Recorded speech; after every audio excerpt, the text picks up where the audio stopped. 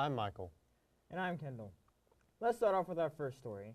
At a luncheon in December, Mrs. Stevens and Mrs. Odom were named as HEB ISD's Elementary and Secondary Counselors of the Year. Superintendent Steve Chapman, with Assistant Superintendents Joe Harrington and Mary Stokic, were on hand to recognize the counselors for all they continue to accomplish. Mrs. Stevens is a truly exceptional school counselor. Her compassion for and commitment to the students at Harrison Lana Elementary is evident every single day. Mrs. Odom is an ambassador for the L.D. Bell High School community who works tirelessly for the staff and students at the school. Her work regarding the master schedule is critical to student achievement and allows the school to maximize academic and extracurricular opportunities for the students. Keep up the great work.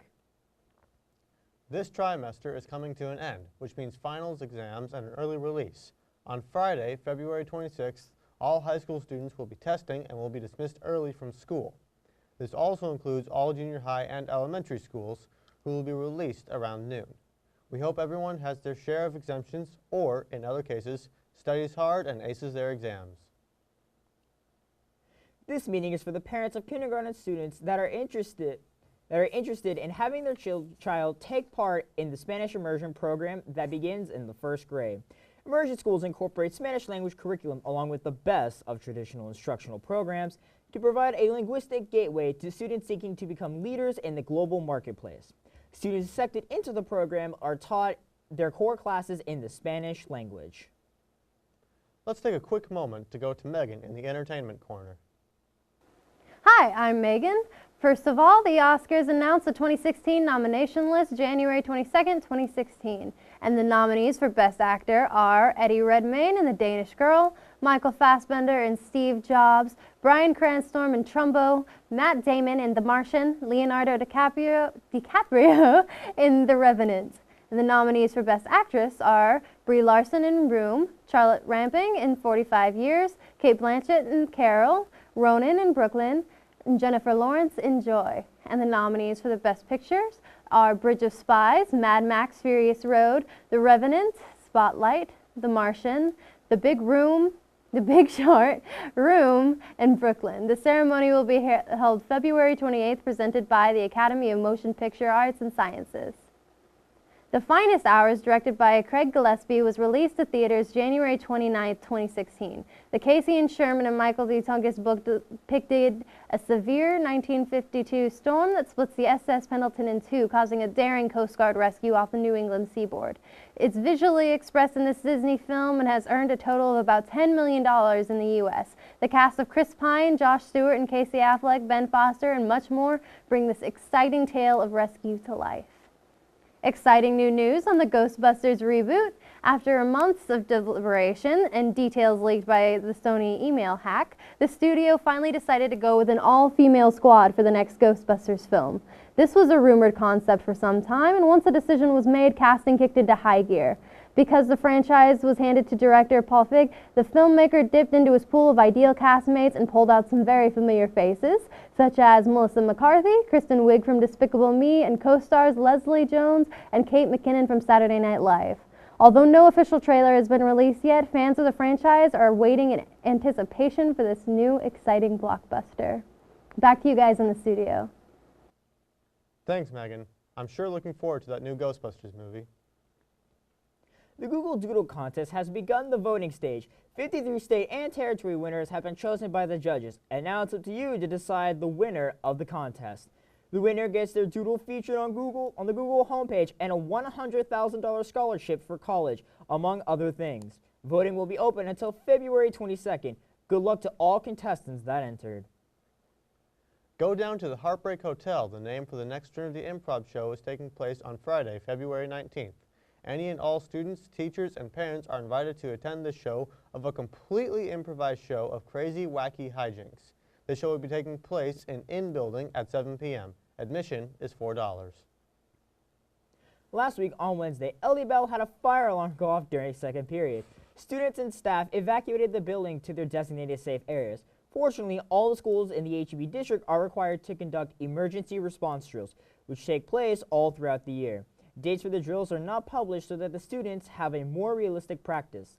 Luckily for the school, nothing was serious. The fire alarm was a consequence of burned popcorns in the science room of H Hall and the only lasting effect was the smell of burnt popcorn for the rest of the day. For those of you who don't know, the AV and Animation Club will be hosting a game tournament on February 10th at 5:15 p.m. in room A102 at the Buinger CTE Academy. While you're there, you can watch and even participate in the tournament in Star Wars, Empire at War, and chow down on some delicious pizza. You will need $5 to enter, but trust us, it's worth it. For more information or to enter into the tournament, visit www.brooksheb.com/club. Now let's go over to Dawson with the weather, then sports with Chase. I'm your Chief Meteorologist, Dawson Pepin, here with HEB ISD News. We're going to go ahead and take a look at our almanac for this afternoon. Our high temperature this afternoon was 72 degrees with our morning low at 52. Our averages are 59 and 38 with our records at 85 and 2 degrees set back in 1962 and 1933. High temperatures around the region, everywhere within Nevada, stone's throw of 55 degrees, 54 a little bit cooler in Fort Worth, 52 in Mineral Wells, 52 out in Throckmorton, 54 in Stephenville, a little bit cooler down south in Hillsborough at 53 degrees. Low temperatures Monday night will be very nice, 36 degrees in Mineral Wells, again cooler out west, 33 in Throckmorton, 35 up on the Red River and Bowie, and 35 in Sherman. Take a look at your midday planner for your Monday. Waking up nicely to 36 degrees and with a couple clouds here and there with a strong northwest wind after the cold front pushes through Sunday night, or would have been last night. 48 degrees by midday and 54 nicely warming up by the afternoon under mostly sunny skies. Take a look at your 7-day forecast. Warming up nicely all the way to 72 degrees by Friday afternoon, then dropping slightly on Saturday with a slight cold front Friday night before another stronger cold front comes through Saturday night, dropping our temperatures to 65 degrees with a couple of chances of rain here and there Sunday morning. Over to sports with Chase. Thanks, Dawson. The Dallas Stars play the Winnipeg Jets in Winnipeg last Tuesday night, beating them 5-4.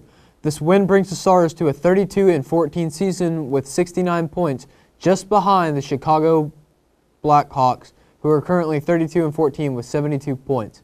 The Stars play again tomorrow night against the Minnesota Wild in St. Paul, Minnesota at the Xcel Energy Center at 7 p.m. Central Time. The NHL had their annual All-Star Game last Saturday and Sunday. They had a skills portion that was held Saturday night, and the All-Star Division team games played on Sunday, which was won by the Pacific Division. Game 1 was Atlantic versus Metropolitan, which was won by the Atlantic 4-3. Game 2 was between Central versus Pacific, was won by the Pacific 9-6. And Game 3, which was the final round and championship, was played between the Atlantic and Pacific divisions and won by the Pacific 1-0.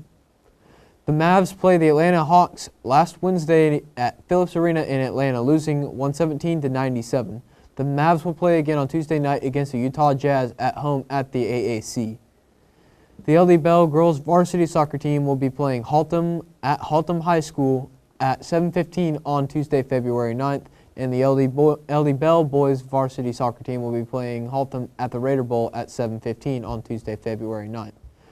The Trinity girls varsity soccer team will be playing Coppell at the main Trinity soccer field at 7:30 p.m. on Tuesday, February 9th.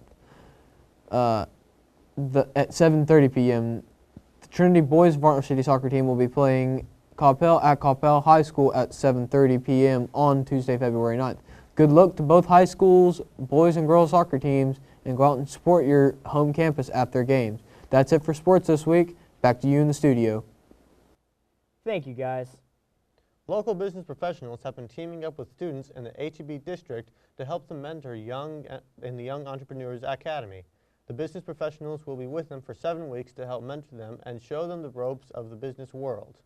Once the mentor leaves, the young entrepreneurs will go into a faux Shark Tank and pitch to an investor panel. Depending on how well they did will result in their new business. The district is having a geography competition that will be held on Friday, February 12, 2016. Each year, the HEB ISD geography competition is held at the Pat May Center on a Friday morning. Representatives from each HEB ISD elementary and junior high school compete on stage, similar to a spelling bee. It's sure to be a fantastic race between the most geographically knowledgeable. And speaking of bees, scientists lately have been experimenting with rather interesting concepts. concepts a bit smaller than you would think, but much more important than its size may convey. With a highly important job in our ecosystem, bees may as well have thousands of dollars riding on their backs, and now a handful have something else on their backs as well. Researchers with the Commonwealth Scientific and Industrial Research Organization in Australia have glued tiny trackers onto the back of bees, like little bee backpacks. Due to the predictability in bees' natural behavior, deviations from the routine will help researchers identify stresses in the bees' environment and develop ways to help them. That's all for today. See you next week, and don't forget to be awesome.